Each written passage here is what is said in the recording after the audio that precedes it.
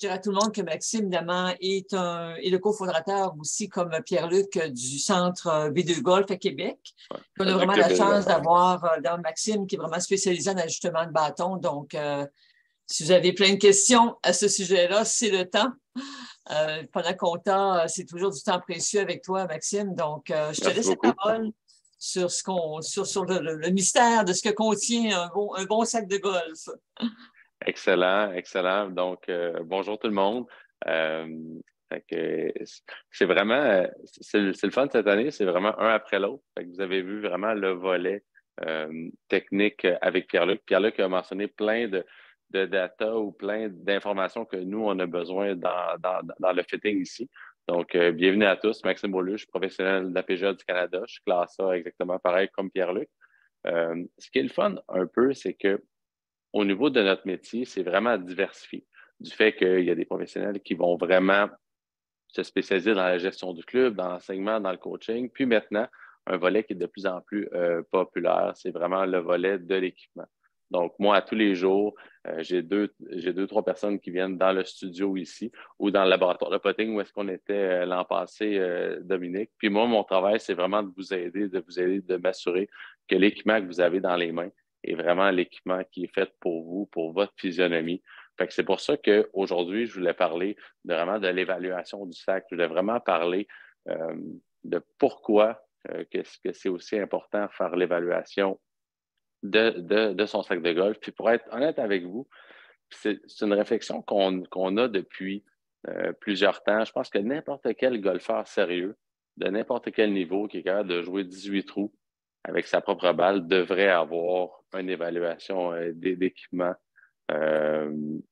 pour juste s'assurer que l'équipement qu'on a est vraiment fait pour nous. Parce que le problème qu'on a, c'est que, tu sais, au hockey,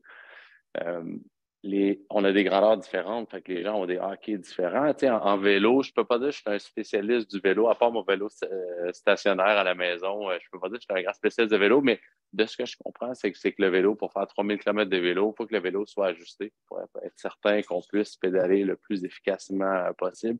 Les gens font pas 3000 km de vélo avec le vélo de leur conjointe. Le problème d'un sac de golf, c'est qu'on dirait que tout le monde a le même type de sac de golf, même longueur, etc., même grip, même tête. Puis, ce qu'on se rend compte, c'est que si on veut, le golf, c'est un sport d'erreur. Si on veut minimiser les erreurs directement, il faut s'assurer que les bâtons soient bien adaptés à nous. Donc, c'est vraiment mon métier, c'est vraiment la façon que je peux aider les golfeurs à tous les jours à vraiment. Puis dans le fond, c'est pas vraiment leur bon coup que je veux améliorer. Pourquoi? Parce que on est capable de faire, quand on est golfeur, on est capable de faire vraiment des bons coups avec n'importe quel équipement. Par contre, si on est capable d'améliorer les moins bons coups, puis les coups moyens, ça va juste faire en sorte que sur une partie, sur une semaine, sur une année, vous allez juste mieux performer. Puis c'est pour ça que je veux vous parler aujourd'hui de l'évaluation du sac de golf. Parce que les gens ont souvent peur du fitting. Ah, le fitting, c'est changer des bâtons, etc. Puis on s'en est parlé, Dominique, dans les dernières années. C'est pas parce que les gens font un fitting, font une évaluation d'équipements qui changent leur bâton, ça n'a rien à voir. Il y a des gens qui viennent me voir, qu'on évalue leur bâton. Puis qu'à la fin, oui, des fois, on fait quelques petites modifications, mais ça arrive souvent que les bâtons ils ont été bien fités ou ils ont acheté la bonne chose. Mais juste d'arriver sur le terrain et de savoir que l'équipement fit avec nous. Parce que ce qu'il faut comprendre, c'est qu'un bâton de golf, c'est bâti pour un robot. C'est bâti pour un robot, exemple, de 5 et 10 pour un homme en moyenne ou 5 et 4 pour une femme. Ça veut dire que la semaine passée, j'avais une dame que j'ai fitée, elle mesurait 5 et 9, elle avait des bâtons de 5 et 4. Fait que, il fallait qu'elle s'ajuste à son bâton. Fait que le fait de mettre des bâtons, elle était beaucoup plus proche d'une grandeur d'homme qu'une grandeur standard de femme, mais il y a une question de vitesse, etc. Fait que ça, c'est tous des points qu'on va regarder ensemble aujourd'hui. Mais on se rend compte que c'est vraiment important que le bâton soit ajusté. Les meilleurs au monde se font ajuster leur bâton. Les gens pensent que l'ajustement de bâton, l'ajustement d'équipement, c'est juste pour les pros. La réponse est non. Les pros, on pourrait leur donner n'importe quel bâton dans les mains, ils sont super bons. Mais, tu sais, il y a des petites parenthèses. Tu sais, si on regarde Brooke Anderson qui a gagné hier, notre Canadienne, Brooke joue avec la compagnie Ping depuis, je pense, l'âge de 13 ans. Puis cette année, elle a fait le saut chez TaylorMade. Donc, elle joue un tout nouvel équipement, de la nouvelle ingénierie. Puis, je pense que dans ses premiers tournois, ça devait être un de ses premiers tournois de l'année, elle a gagné. Est-ce qu'elle aurait gagné si l'équipement n'aurait pas été ajusté pour elle? Je ne suis pas certain. Pourquoi? Parce que, tu sais, quand on change d'ingénierie, quand on change d'équipement, tu sais, TaylorMade se sont assurés pour bâtir leur équipement le plus possible. Fait que d'être capable de performer à ce niveau-là en changeant d'équipement quand elle joue avec une compagnie depuis plusieurs années, il fallait quand même que l'équipement soit bien ajusté pour elle pour qu'elle puisse vraiment atteindre ses objectifs. Excellent.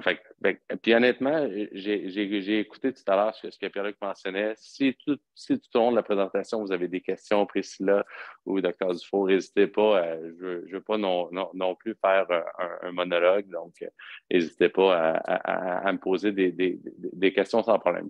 Comme je vous dis, chaque golfeur sérieux devrait avoir une évaluation d'équipement, puis devrait savoir c'est quoi la performance de chacun de ces bâtons. Puis ce qui est le fun aussi derrière ça, c'est qu'un bâton fité versus un bâton qu'on ajoute sur le rack. Fait que le bâton qui est fait pour vous, qui a été analysé puis qui est commandé par la compagnie pour vous, versus le bâton qu'on achète dans un magasin, c'est exactement le même prix. La raison pourquoi, c'est que c'est les mêmes matériaux.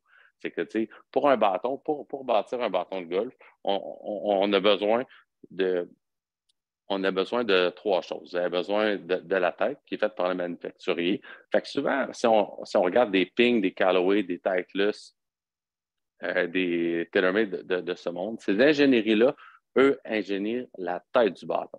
OK? Fait que la tête de bâton vient par le manufacturier. La tige du bâton vient par des compagnies de tiges.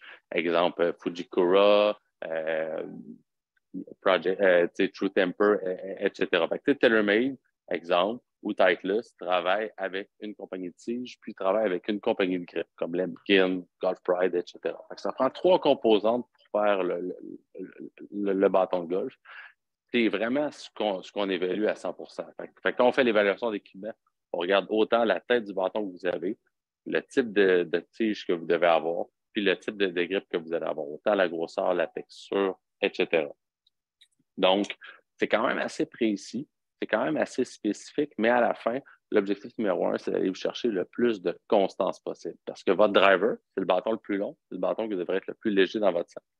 Puis votre lob wedge, sand wedge, si on enlève le putter de l'équation, votre lob wedge ou votre sand wedge devrait être le plus court et le plus lourd pour vraiment sentir le ballon à l'intérieur puis d'avoir le moins de variation. Fait que, ça ne serait pas logique, ça pourrait arriver, mais ça ne serait pas logique que votre hybride soit beaucoup plus lourd que votre bois d'allée parce que le bâton parce que votre hybride est un peu plus court. Puis même chose au niveau des grips. Si on sort tous les bâtons des meilleurs joueurs et les meilleurs joueurs au monde, on se rend compte que leurs grips sont pas mal toutes pareilles. Du driver au sandwich. C'est la même texture, le même type de grip pour que même s'ils changent de bâton, que dans les mains, il y ait vraiment, vraiment le même type de sensation. Parce que des fois, quand on ouvre des sacs, puis tu sais, qu'on fait l'évaluation d'équipement, on sort les bâtons, puis on se rend compte qu'il y a des grosseurs différentes, il y a des textures différentes, il y a des variations au niveau des différentes tiges. Il y a des bâtons que les gens, j'utilise ça, je ne l'utilise pas vraiment, mon bois-tour, je frappe avec mon driver, etc. Fait qu'il y a quand même beaucoup de questionnements derrière ça. Fait que quand on fait l'évaluation de l'équipement, on veut s'assurer vraiment de faire du ménage puis vous faire comprendre comment votre sac de golf est bâti. Parce que vous utilisez entre 12 et 14 bâtons pendant 4 heures, 4 heures et demie de temps. Il faut qu'à chaque fois que vous prenez un bâton, à toutes les 5 minutes que vous jouez un coup, il faut que le bâton vous corresponde le plus possible parce que c'est quand même difficile dans le même trou de passer du driver au bois 5, au fer 7, au pitching puis au putter. Pour faire un par, c'est un par 5. Fait que ça fait en sorte que plus qu'on met de constance, plus que vous allez sauver des coups, puis plus que c'est facile derrière ça. Puis dans le fond, quand on fait une évaluation d'équipement ici, dans le studio ou dans un studio de fitting, on va travailler sur 5 catégories de bâtons. Okay? Par exemple, le premier bâton pour lequel on travaille, c'est un fer 7, fait que c'est un fer qui est moyen. Fait que ce fer-là fait en sorte qu'on regarde beaucoup de choses sur un fer 7. Fait qu'on regarde vraiment l'angle du bâton. Fait que quand on vous fait frapper, on regarde vraiment, vraiment la vitesse de la balle. Souvent, les bâtons qui sont dans le studio vont avoir des points à l'intérieur. Fait que ces points-là vont nous servir à savoir où est-ce que vous la frappez. La frappez-vous un petit peu plus sur le talon, plus sur le bout. Fait qu'on veut vraiment savoir le lie du bâton, fait que l'angle du bâton. Puis le lie du bâton est vraiment super important pour la trajectoire de la balle. Fait que Pierre-Luc, tout à l'heure, quand il parlait d'un lie de faire 7, plus ou moins à 20 degrés idéal, fait que l'angle que vous allez frapper le bâton à l'impact, un impact avec le spin, un impact avec le carry. Fait que, l'angle de bâton est très important. Puis maintenant, sur un faire 7, il n'y a pas nécessairement de standard d'angle. Là, 20 ans, un faire 7, ça avait plus ou moins 35 degrés. Un pitching wedge avait 47 ou 48 degrés. C'était un standard. Là, maintenant, avec les hybrides, avec les graphites, etc., j'ai des faire 7 dans le studio ici qui ont 35 degrés. J'en ai qui ont 26 degrés. C'est marqué 7 à l'intérieur. Fait que ça fait en sorte que le faire 7 est différent selon comment on le bâtit. Fait que l'angle de décollage et de spin de faire 7 est vraiment, vraiment relativement important. Puis, dans le studio, quand on fait un fitting de faire 7, il y a vraiment 3 caractéristiques qui est important. On veut la frapper loin. Je pense que tout le monde veut de la distance sur le faire 7. Par contre, on veut la frapper droite. On veut avoir un bon feeling puis être capable d'avoir la bonne rotation, le bon spin pour que quand la balle tombe, on se garde de carry, on se garde d'aller plus loin que les obstacles, mais aussi que quand la balle va tomber sur le green, que la balle puisse mordre parce qu'on ne veut pas que la balle tombe au début du green puis qu'elle roule jusqu'à la fin. Fait que la raison pourquoi ils nous envoient des faire 7, c'est que si je tourne un petit peu juste l'ordinateur, je vais juste vous montrer, là. Si je m'en viens ici. Fait que, tu sais, si on regarde juste pour TaylorMade, c'est plein de têtes de fer 7, puis c'est toutes des tiges de fer 7. Fait que ça serait illogique que la compagnie nous envoie toutes les composantes démontées pour faire 7, faire 8, faire 9, faire 4, faire 5, faire 6, parce que les tiges ont des longueurs différentes, ont des flexibilités différentes, ils ont des poids différents. Fait que ça fait en sorte que j'essaie de revenir où est-ce que j'étais, parfait. Fait qu'on veut s'assurer qu'on a les différentes options. Fait quand on a bien déterminé le lie puis le loft du bâton du fer 7, on regarde la tige, on regarde la longueur, on regarde le poids. Il y a des flexibilités, vous le savez, extif, stiff, régulier, senior, femme. Puis, vous savez beaucoup, des fois même, on se rend compte qu'on a des shafts stiff qui sont aussi raides que certains shafts réguliers. Pourquoi? Parce que les compagnies utilisent des barèmes différents. Fait que souvent, c'est quelque chose qu'on regarde beaucoup, le poids du bâton, mais la flexibilité du bâton, mais ça pourrait se retrouver dans un sac que des gens aient des bâtons stiffs dans leur bois en graphite, puis réguliers en acier pour aller chercher un certain poids pour vraiment maximiser la balle. Fait que ça se peut qu'il y a des gens qui ont du régulier et du senior dans le même sac, ça ne change absolument rien. Des fois, quand on va dans des compagnies différentes, dans des tiges différentes, il y a des gens qui peuvent frapper beaucoup plus fort leur driver, puis qui sont un peu plus smooth avec leur fer. Donc, on essaie vraiment d'aller trouver la meilleure combinaison pour chacun d'entre nous.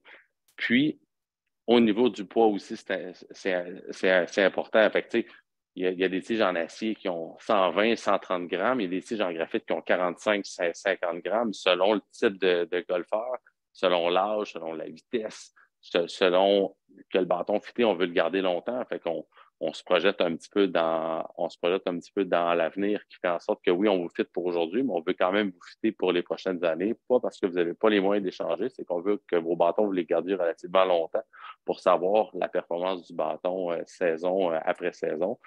Puis on a beaucoup de questions, que ce soit un fer, un bois, etc., sur la grippe du bâton.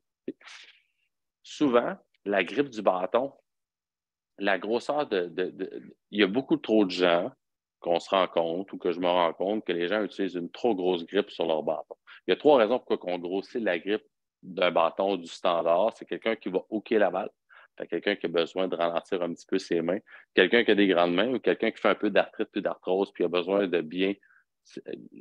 de bien serrer le bâton. Par contre, la grosseur de la grippe a un lien beaucoup, beaucoup avec la trajectoire de la balle. Fait qu'un monsieur, je mets un exemple, un monsieur de 60 ans qui slice beaucoup la balle, s'il grossit sa grippe parce qu'il trouve ça confortable, les chances qu'il slice encore plus sont prononcées parce que le bâton, il release un petit peu moins. Le bâton, il tourne un petit peu moins. Fait la grosse grippe est confortable, mais d'un autre côté, elle a un impact sur la trajectoire de la balle. Puis c'est pour ça que les gars et les filles à la télé utilisent rarement ou n'utilisent pas nécessairement souvent des grosses grippes pour vraiment avoir autant au niveau du putter qu'au niveau des bâtons, vraiment pour avoir des bonnes sensations puis générer vraiment de la vitesse au niveau du bâton. Mais qu'est-ce qui est sûr, c'est d'essayer d'avoir sensiblement la même texture, puis d'avoir exactement la même grosseur de grip qui vous convient pour votre confort, oui, mais selon la trajectoire de la balle. Puis tout ça est évalué. Tu sais, quand on fait l'évaluation d'équipement, on va évaluer votre grandeur de main pour la mettre selon, on a plusieurs chartes et plusieurs graphiques pour vraiment bien déterminer c'est quoi la grandeur de grip, la grosseur de grip que vous devez avoir et la texture aussi. Fait que quand on fait les fers, fait que la première catégorie, c'est vraiment la catégorie de fer qu'on fait l'évaluation du sac. On frappe votre fer 7, on frappe quelques données, on regarde exactement ce que ça donne. Puis, si jamais votre fer 7 est un matériau un peu plus mou, il peut se bouger, on va regarder la tige à longueur, etc. Après qu'on a fait les fers, on fait les wedges. Les wedges, c'est une catégorie parce que ce qu'on se rend compte au niveau des statistiques, l'année passée, Dominique, quand on faisait le laboratoire de potting, puis quand que j'étais fité aussi, je te parlais autant de l'importance du putter. Tu sais, le putter, c'est 43% des coups. C'est vraiment beaucoup de coups dans le sac.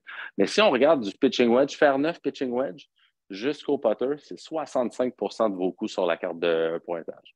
Fait que c'est super important. Fait que tout ce que vous allez avoir, mettons, autour des bâtons de 100 verges et moins, fait qui est souvent, mettons, pitching wedge, fer neuf jusqu'au putter, c'est 65% de vos coups sur votre carte de pointage. Fait que c'est de quoi qui est super important d'évaluer. Fait que souvent, la tige d'un wedge est, comme je vous dis, souvent un petit peu plus lourd ou le même poids que vos fers, va être un petit peu plus soft. Fait que au niveau de la sensation, puis au niveau de la rigidité. Puis souvent, sur les wedges, quand on évalue, on utilise un système qui fait en sorte qu'on sait c'est quoi l'angle de votre pitching wedge. Parce que si l'angle du fer 7 varie entre 26 et 35 degrés, le lobe du pitching wedge va varier aussi selon le type de bâton. Fait qu'après ça, on vous pose plein de questions du fait, vous jouez dans quelle surface? Dans les fosses de sable, est-ce que vous êtes confiant? C'est quoi le type de sable que vous jouez? Vos wedges, vous les utilisez dans quelle situation? Est-ce que vous utilisez, mettons, pour faire des coups lobés, pour faire des approches, pour full swing? Fait que c'est des questions qu'on vous pose dans un programme pour spécifiquement ces bâtons-là, pour que ces bâtons-là fitent directement avec le groupe de fer qu'on a. Puis, comme je vous dis, c'est tellement un pourcentage de votre partie qui est importante. C'est vraiment quelque chose qu'on va évaluer. Fait qu'on va évaluer, oui, l'angle du bâton. Fait que, mettons, est-ce que mon sandwich va avoir 54 ou 56 degrés? On va évaluer le bounce du bâton. Le bounce, c'est vraiment la semelle. Puis, on va évaluer le grind. Fait que c'est le type. C'est comment que... Est-ce que vous m'entendez?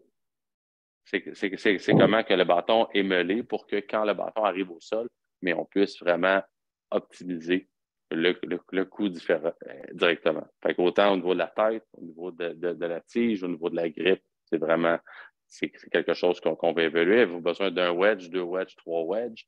Fait pour vous donner différentes options pour être sûr que cette partie-là soit le plus efficace possible. Parce que, si on réfléchit, des fois, on voit souvent que, admettons, le monsieur va frapper un sandwich 90 verges. Fait que, admettons, 90 verges, je mets la balle en plein milieu, je lui fais frapper son 56 degrés.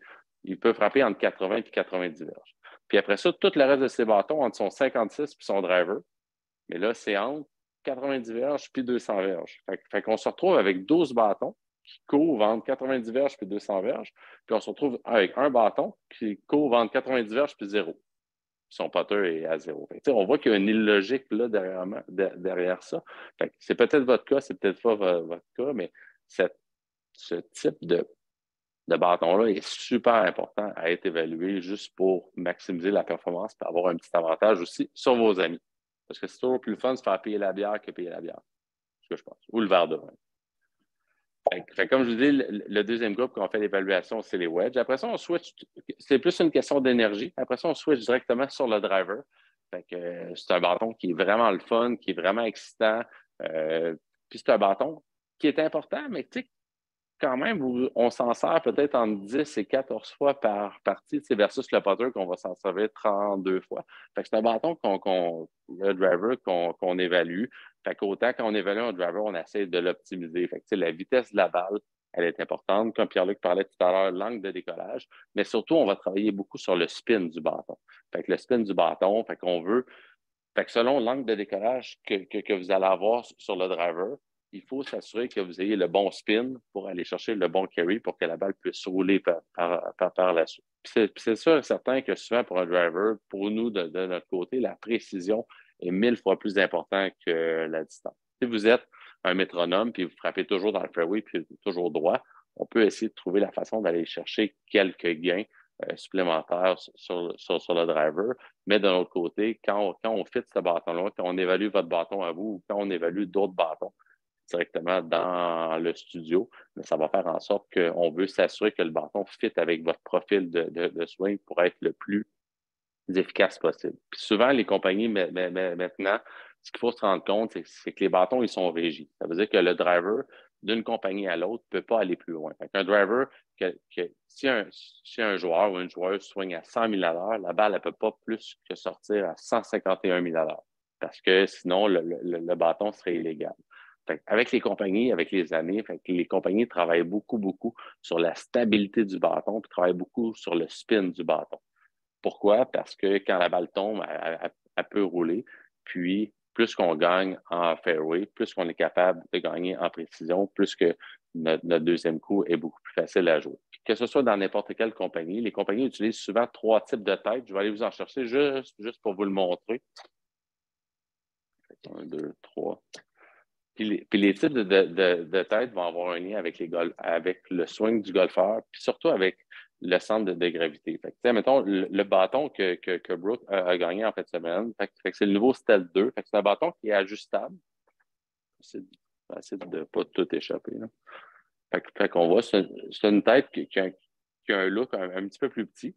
Puis surtout avec des poids à l'intérieur qu'on peut s'ajuster pour travailler une trajectoire de balle. Vraiment, c'est un bâton un petit peu plus poids, un petit peu plus tour, mais ça fait en sorte qu'en mettant le centre de gravité vers l'avant, ça réduit le spin du bâton. Fait que quelqu'un qui a vraiment beaucoup de contrôle, puis qui aime ça, travailler une trajectoire, arriver la face plus ouverte, cette partie-là du bâton se glisse. Puis ça fait en sorte qu'on est capable de vraiment bien l'ajuster.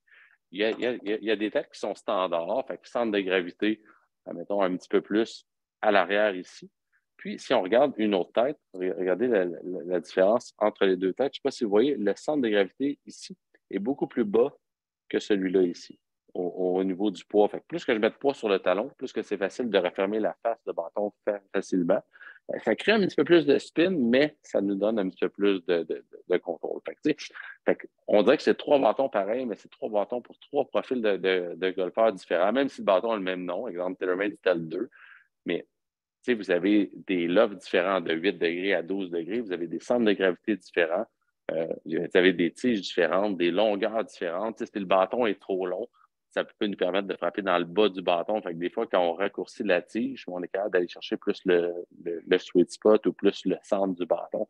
Fait que c'est plein de choses qu'on évolue pour qu'à la fin, vous la frappez droite, loin, puis surtout que vous ayez des bonnes sensations. Fait que c'est quand même assez technique, mais à la fin, l'objectif, c'est vraiment de vous aider puis de vous améliorer. Fait que le driver a un lien beaucoup avec les bois d'allée aussi.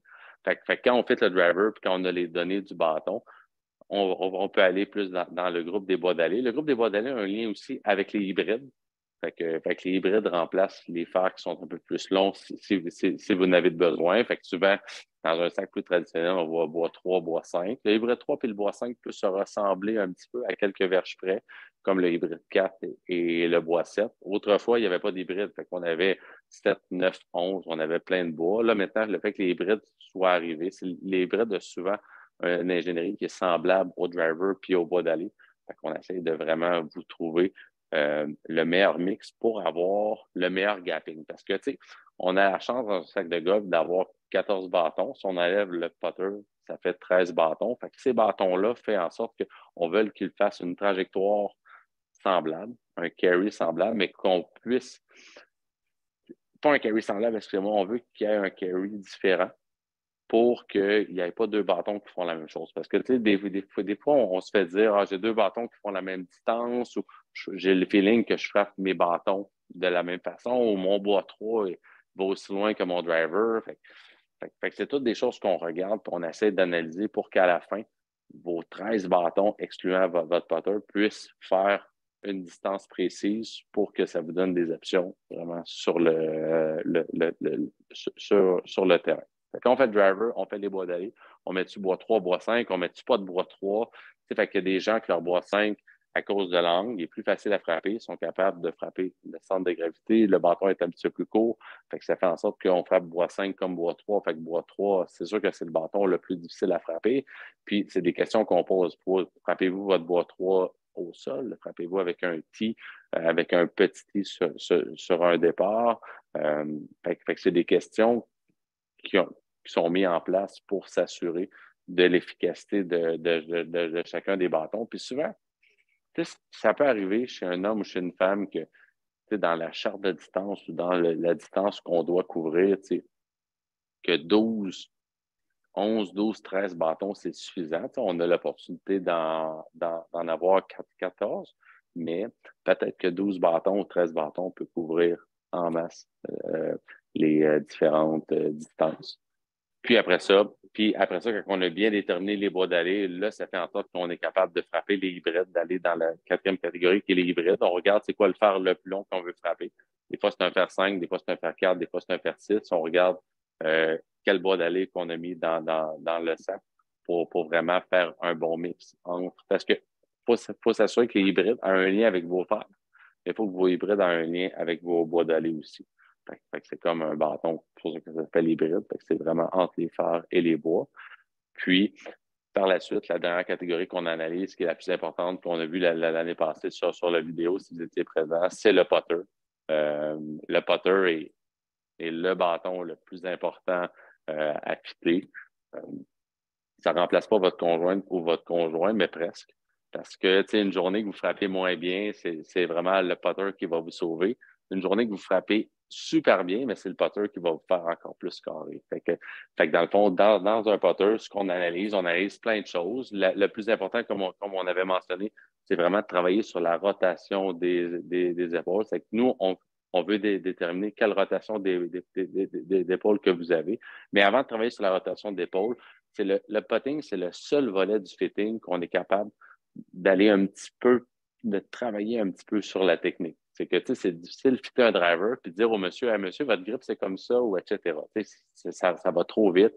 On n'est pas là pour ça. On veut s'assurer que le bâton fit avec votre profil de golfeur. Mais sur sur le putter, comme on a mentionné l'année passée, c'est l'alignement, la technique, puis le type de bâton à utiliser. Quand les trois mixent ensemble, on est capable d'avoir du succès. Fait que c'est pour ça, comme l'an passé, on a un laboratoire qui est complètement au deuxième, avec le même type de radar puis de technologie pour vraiment déterminer plein de choses. Fait qu'on on fait des tests avec la ligne de la balle pour savoir qu'est-ce que vous voyez puis comment vous vous alignez. Après ça, on vous fait poter un petit peu, on regarde votre technique directement, que ce soit de la bonne position de balle, etc. Puis après ça, on met un outil qu'on met directement sur le putter pour déterminer vraiment votre rotation d'épaule. Avez-vous une rotation qui est plus droite, qui est arc, qui est un peu plus léger ou arc un petit peu plus prononcé? Puis, ça fait en sorte qu'on est capable de bien évaluer cet angle-là. Fait que l'angle que vous voyez ici, quand je laisse déposer mon putter, fait que si on voit un angle de plus ou moins 30 degrés, il doit fitter avec votre rotation des épaules pour que quand la balle est placée à une position précise, que la face de bâton peut arriver square, puis vous êtes capable de faire plusieurs pas. Puis le putting, c'est quand on regardait les statistiques ou quand on en discutait, quand vous êtes à 10 pieds et moins, un golfeur qui joue 90 a 20 des chances de le faire, à 40 pour les meilleurs joueurs au monde. Fait que, c'est important que ce bâton-là soit bien aiguisé, que quand vous manquez le green, puis vous faites une approche, quand vous êtes dans un cercle entre 2 pieds et 10 pieds, que la balle roule le plus efficacement possible. Puis, exactement pareil comme les fers, c'est que quand on fait le fitting du putter, on regarde vraiment l'angle du putter. C'est un putter normal à 3 degrés. Peut-être, selon votre technique, c'est 2 ou 4 degrés qu'il faut avoir de l'angle du putter pour bien faire rouler la balle, pour pas que la balle saute, que la balle puisse guider. L'angle du putter est très important, la longueur aussi, le type de grip. Il y a des grosses grippes, un plus petites grippes. Toutes les grippes sont bonnes, mais si on regarde cette grippe-là ici, c'est une grippe qui est un peu plus pistol, c'est une grippe qui va aller un petit peu, qui va partir du bas puis qui va s'en aller un petit peu plus croche. Fait que ça nous aide à refermer la face du putter. Fait qu'il y a plein d'éléments qu'on est capable d'évaluer quand on fait l'évaluation du sac, juste pour s'assurer que ces éléments-là fit avec vous, fit pas avec un robot qui a été créé pour vendre le plus de bâtons possible. Fait que quand on fait l'évaluation comme ça, honnêtement, c'est quand même, ça dure un bon, je vous dirais, plus ou moins 2 heures. Fait que des fois, ça peut durer 3 heures, des fois, ça peut durer 1 heure et demie. On prend vraiment le temps d'évaluer au maximum votre équipement pour que votre équipement fit avec vous. Puis, si vous n'avez jamais fait de fitting, si vous n'avez jamais fait d'évaluation d'équipement, honnêtement, de voir un spécialiste, de voir un professionnel qui est spécialisé là-dedans, comme à B2 Golf ou comme à plein d'autres places au Québec, qui peuvent vous aider à vraiment savoir est-ce que l'équipement que j'ai dans mon sac est fait pour moi, puis si elle n'est pas faite pour moi, qu'est-ce qui est positif, qu'est-ce qui est négatif de mon équipement pour que quand vous arrivez sur le terrain, vous n'avez aucun doute sur ce que vous avez dans les mains. Vous avez juste à vous amuser. Et vous savez que l'équipement fit directement avec. Très C'est un intéressant. On a beau. beaucoup de questions. Oui, effectivement, Oui. c'est quand même difficile de faire un monologue comme ça, mais d'un autre côté, je voulais vous donner de l'information pour vous parler un petit peu de ce qu'on fait dans l'évaluation. Mais on a des questions, mais on a aussi beaucoup de Parfait. commentaires comme quoi c'est très intéressant. Alors, c'était très bien expliqué. Première Excellent. question qu'on a, j'imagine que l'on doit d'abord améliorer son élan avant de procéder à un fitting d'équipement. Mais je vous dirais oui et non.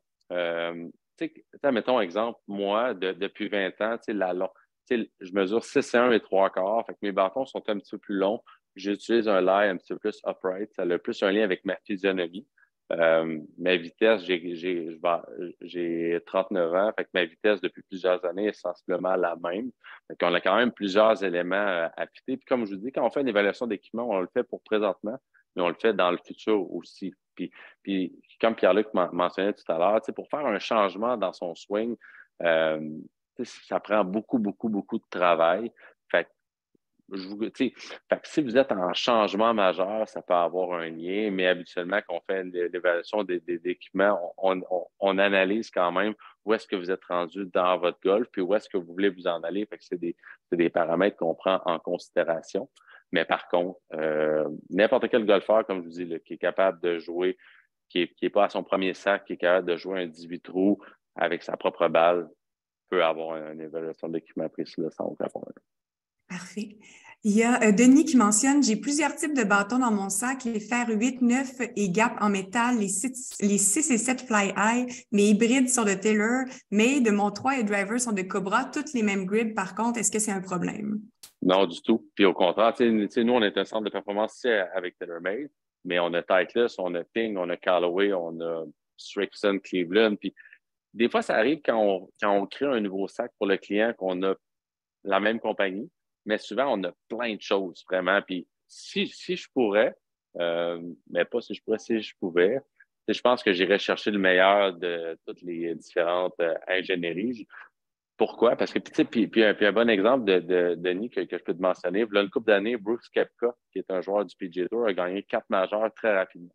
Il avait signé avec aucune compagnie d'équipement. Pourquoi? Parce qu'il s'est dit, moi, je veux gagner des tournois. Je gagne assez d'argent à gagner des tournois. Je vais aller chercher la meilleure ingénierie de toutes les compagnies. Fait que souvent, dès qu'il y a un lien entre les tiges et les grippes, on est capable de trouver la bonne ingénierie parce que d'une année à l'autre, c'est différent. Peut-être que cette année, c'est des fers TaylorMade qui sont faits pour vous, puis c'est les bois Callaway qui fit avec votre profil. Fait que ça fait en sorte que n'hésitez pas à utiliser plein de compagnies, puis d'utiliser les compagnies qui fit avec vous et non pas la compagnie que vous aimez. C'est pas parce que quelqu'un est fan de TaylorMade que le nouveau Stealth peut vraiment battre ce que vous avez présentement. Peut-être que c'est le nouveau driver Callaway ou le Titleist qui ferait une différence avec votre bâton. Fait que c'est sûr que de ne pas prendre en considération que OK, j'aime ce brand-là, j'aime cette compagnie-là, je veux que mon sac soit à 100% comme ça. Ça peut arriver, mais si vous allez chercher le meilleur de toutes les ingénieries, je pense que ça va vous donner un petit edge supplémentaire. Parfait. Y a-t-il un moment plus idéal dans l'année pour faire évaluer son sac et équipement si on n'a pas beaucoup pratiqué pendant l'hiver, par exemple? Est-ce que notre élan peut être un peu rouillé? Mais un petit peu plus. C'est sûr que c'est de quoi qu'on prend en considération à 100%. Fait que c'est sûr qu'à la fin de la saison, si on veut évaluer notre équipement, c'est sûr que septembre, octobre est un excellent moment parce que on a joué beaucoup, puis avant de serrer nos bâtons, est-ce que mes bâtons sont bien faits pour nous? Là, présentement, admettons, c'est sûr que février, mars, avril, mai, c'est vraiment notre période la plus intense.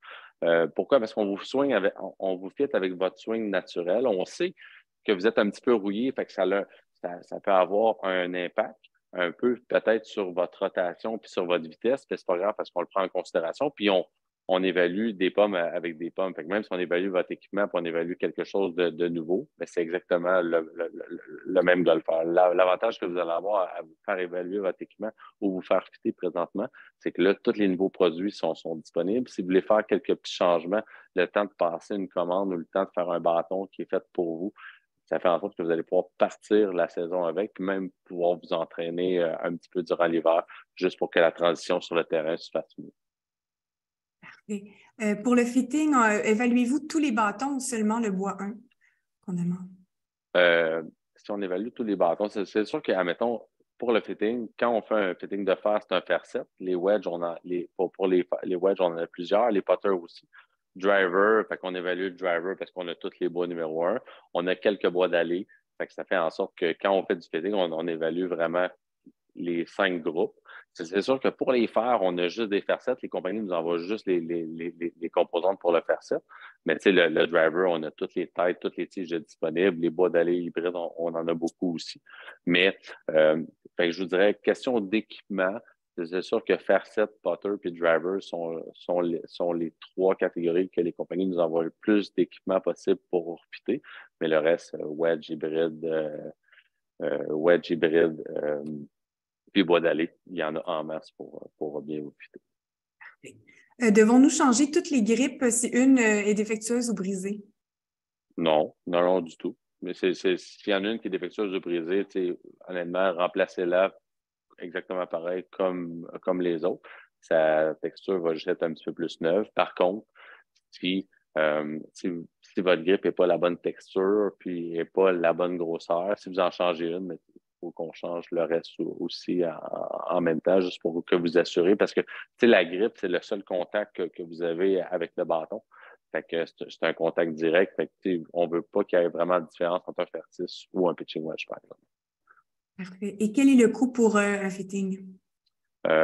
Pour un fitting, fait que d'abord, quand on fait un fitting complet, fait quelqu'un qui veut changer ses bâtons ou vérifier, fait qu'un coût pour un fitting, c'est 195. Un coût d'évaluation d'équipement, c'est 150. Fait que dans le fond, c'est vraiment juste une question de temps. C'est que ce soit un service de fitting ou de course, fait que la personne qui veut faire évaluer son équipement, mais sans vouloir avoir l'intention de changer, juste avoir vraiment la prescription de ce que mon équipement est fait pour moi. Fait que c'est plus ou moins 150 $, puis ça dure plus ou moins 2 heures. Fait que ça fait en sorte que c'est un coût qui. Puis dans le fond, ce qui est le fun du fitting, c'est que puis l'évaluation d'équipement, c'est que vous allez apprendre beaucoup de choses. Les systèmes qu'on utilise avec le Foresight, qui est un GC Quad, ou le TrackMan, c'est des systèmes qui sont à la fine pointe de la technologie. Ça va vous donner beaucoup d'informations sur vous, sur votre swing, sur vos données. Puis ça fait en sorte que cette information-là, on ne travaille pas juste sur l'équipement, vous allez comprendre comment que votre swing est bâti. Puis même des fois, vous allez comprendre pourquoi ce type de bâton-là est fait pour moi, mais ce type de bâton-là, pourquoi je frappe mieux, exemple, mes fers que mes bois. Parce que je frappe plus en descendant, mes bois, on les frappe en montant, j'ai plus de difficultés. Fait qu'on vous donne quand même beaucoup d'informations face à votre jeu, face à votre golf, en plus d'avoir de l'information sur vos bâtons. Parfait. Une question de Jean. L'hiver, peut-on garder son sac de golf et ses bâtons dans son garage non chauffé et sinon, pourquoi? C'est une bonne question, hein? Mais c'est la même question. C'est sûr que les bâtons, habituellement, c'est en température pièce. Fait que c'est vraiment, vraiment l'idéal. C'est moins pire un garage non chauffé si vous ne jouez pas. Dans le fond, ce qu'on s'est rendu compte beaucoup, c'est que durant les étés, quand vous laissez votre sac dans votre coffre de voiture, un coffre de voiture, c'est très chaud. Ça peut aller jusqu'à 38, 40 degrés. Fait que l'époxy fait en sorte que le bâton puisse décoller ou. Fait que est-ce que vous pouvez? La réponse c'est oui. Dans un garage non chauffé, la réponse est oui. Ce qui est sûr et certain, c'est ne gardez pas votre sac dans votre coffre de voiture tout l'été. C'est vraiment, vraiment pas l'idéal. Mais c'est sûr que si vos bâtons peuvent être température pièce, c'est encore mieux. C'est bien, parfait. Qu'en est-il du fitting des balles? C'est une bonne question. C'est vraiment, vraiment une bonne bonne question.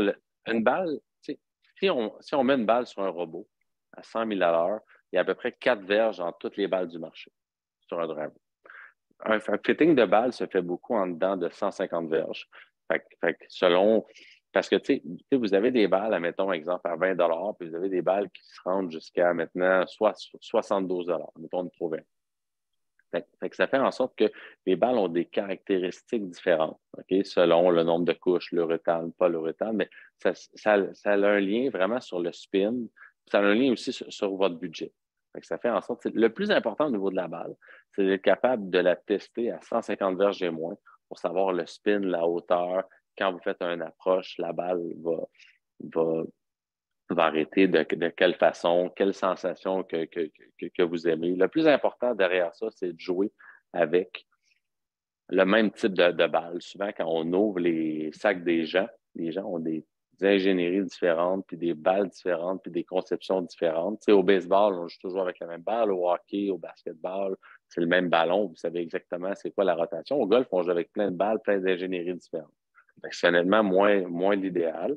Il n'y a pas une balle qui va plus loin qu'un autre, mais il y a des balles qui vont spinner un petit peu plus, spinner un petit peu moins, faire une envolée plus haute ou plus basse. Fait que quand on fait le fitting, on est capable de vous recommander un type de balle.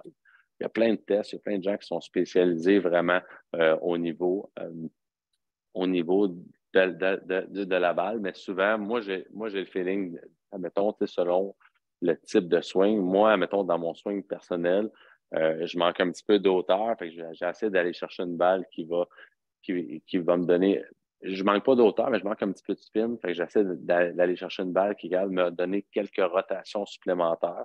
Fait que quand on fait l'évaluation d'équipements, on va vous poser la question si ça fait partie du rapport de fitting, quel type de balle que vous jouez, qu'est-ce que vous préférez pour être capable de vous donner des recommandations à ce niveau. Super. Il y a Jean qui mentionne, si tu dis que les bâtons sur le marché sont testés par des robots de 5 pieds 10, alors que je mesure 5 pieds 7, est-ce que je dois couper mes bâtons? Ouais, OK. 5 pieds 7, admettons, mais c'est une excellente question. Mais c'est sûr qu'à 5 et 7, on est un petit peu plus petit. Je vous parle pour des fers, pour des wedges, que le robot de 5 et 10. Mais si votre swing a été bâti, vous savez toujours jouer avec cette longueur-là. Parce que, tu sais, ce qu'il nous dit, c'est qu'à partir de 5 et 6, le bâton, il a un demi-pouce plus court. La longueur du bâton a un lien aussi avec votre swing puis votre impact. Ça veut dire que, je mets un exemple. Si un golfeur de 5 et 6 a toujours joué pendant 20 ans avec des bâtons standards, puis son swing est fait qu'à l'impact, il jump un petit peu plus parce qu'il a bâti son swing avec cette longueur-là. C'est quand j'y mets un bâton plus court qui devrait être adapté à lui, ça peut peut-être pas nécessairement fonctionner. L'objectif à la fin, c'est de maximiser la trajectoire de votre balle. Fait que si vous jouez sur des bâtons standards puis vous mesurez 5 et 7, vous avez toujours fait ça. Si jamais vous frappez trop haut dans la face du bâton, le fait de le couper va être un peu plus logique. Ça peut être des fois un quart de pouce. Fait que, c'est tous des points qu'on prend en considération. Mais la raison pourquoi que je vous dis plus ou moins 5 et 10 pour un bâton de golf, c'est qu'un bon coup, le bâton, il faut qu'il détermine une longueur. Il détermine une longueur pour la moyenne des hommes, comme il détermine une longueur pour la moyenne des femmes. Oui, pour vendre le plus d'unités possible année après année. Mais comme je vous dis, au hockey, le bâton, il se coupe selon le joueur. Pourquoi au golf, on jouerait tout avec le même bâton? Fait que, fait que pour votre réponse, c'est peut-être oui la réponse, c'est peut-être non. Ça a un impact avec votre swing puis avec la trajectoire de votre balle. Parfait. Changer de bâton peut coûter cher. Est-ce que c'est possible d'ajuster l'équipement que je possède actuellement pour l'ajuster à mon swing? Effectivement. Il y a certains bâtons qu'on peut bouger. Fait qu'on peut bouger l'angle, le lie, le loft. On est capable de le couper. On est capable de changer la bonne grippe. C'est vrai que l'équipement coûte cher, mais ce qui coûte encore plus cher, c'est de ne pas avoir le bon équipement. Il y a des gens qui changent souvent. achètent un deal, achètent un deal, achètent un deal, mais ça fait en sorte qu'à la fin, ils ont acheté le même montant, mettons sur une période de 6 ans, 8 ans, 10 ans, ils ont acheté le même montant que s'ils s'achèteraient un sac ou deux fités. Fait que ça fait en sorte que, prenez ça en considération. C'est sûr qu'avant d'acheter n'importe quoi, que ce soit sur Marketplace, sur une grande surface ou ici, assurez-vous de bien vous faire ajuster pour ça, pour être sûr que l'équipement que vous vous procurez, est fait pour vous. Mais oui, pas qu'on fait des miracles sur les bâtons, mais il y a plusieurs bâtons qui se modifient. On est capable de mettre du poids dans la tête du bâton. On est capable de couper le bâton, prendre la grippe, mettre une grippe un peu plus légère pour rebalancer le bâton. Fait que c'est sûr et certain que quand on fait l'ajustement d'équipement, c'est vrai que l'équipement coûte cher. C'est un investissement comme un vélo, comme un stock de gardien de but. Mais on se met dans votre peau, on essaie que vous, ça vous coûte le moins cher possible pour maximiser le sac avec ce que vous avez dans les mains. Parfait. La dernière question qu'on a, c'est pourquoi pour les femmes, plusieurs vendeurs nous offrent toujours des sacs déjà tout inclus? Oui. C'est une bonne question. Puis les femmes, ce qui est drôle derrière ça, c'est que pourquoi que la femme de 23 ans puis la femme de 74 ans joueraient avec le même sac? Elle n'a pas la même vitesse, elle n'a peut-être pas la même longueur, elle n'a peut-être pas la même expérience, etc. Puis ce qui est le fun, puis on en a quand même beaucoup de succès dans l'ajustement et dans le fitting pour les femmes, c'est que la femme, le fait qu'elle swing un petit peu moins vite, elle a moins de distance à couvrir, fait qu'elle a moins de bâtons dans son sac. Fait que j'ai la sensation que c'est pas logique. C'est encore plus important pour la femme de venir se faire fitter parce que chez les hommes, il y a des bâtons, exemple, des longueurs stiff, extra stiff, réguliers, seniors, etc. Femme, c'est juste femme, telle flexibilité, telle longueur. Fait que ça fait en sorte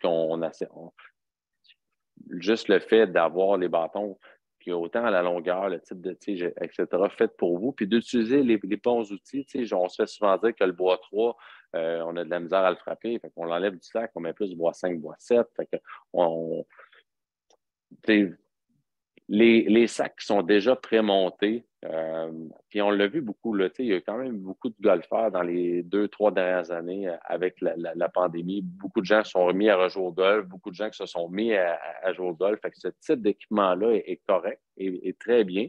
Pas juste correct, est très bien pour quelqu'un qui veut commencer ou recommencer. Mais comme je vous dis, dès que vous jouez un petit peu plus sérieusement, puis à chaque semaine ou etc., plusieurs fois par année. Assurez-vous que le sac n'est pas fait pour un robot déjà prémonté, que vous soyez un homme ou une femme, que le sac soit fait pour vous, comme votre vélo. Parfait, on n'a plus de questions. Merci, Maxime. Excellent. J'avais aucune idée de l'heure, 2h31. Fait qu'on est quand même, on est quand même dans le temps. Absolument. Alors, je ne sais pas si tu restais du matériel, ce que tu voulais couvrir particulièrement ou c'est... Non. J'ai quand même fait mon tour. Je suis content qu'on en a eu plusieurs questions. Puis derrière ça, le golf, c'est un des sports les plus difficiles au monde. Si ce n'est pas le plus difficile au monde. On travaille avec plein de types de bâtons dans la même partie. Notre corps n'est pas pareil d'une journée à l'autre. Une journée, tout va bien, puis ça se passe super bien, puis l'autre journée, on dirait qu'on swing d'une autre façon. Puis les golfeurs recherchent la constance. Les gens veulent être constants, les gens veulent que ça soit plus simple et plus facile. Puis, de vous mettre les chances de votre côté, de vous assurer que l'équipement soit fait pour vous, je pense que ça va.